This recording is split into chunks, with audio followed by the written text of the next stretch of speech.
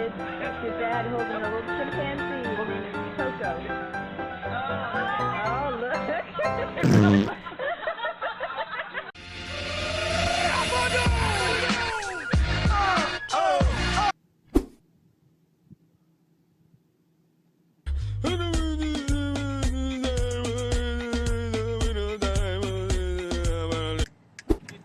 Hey, him wet.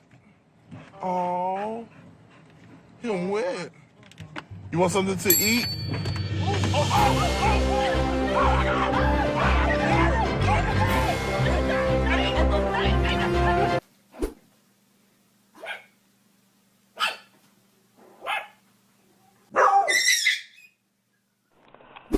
Okay, go. Get out the way. Get out the way. Get out the way. Move. Get out the way.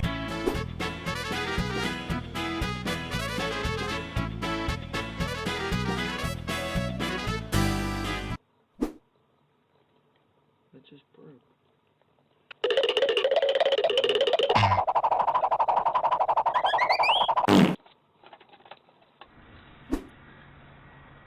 Get your ball, Lily.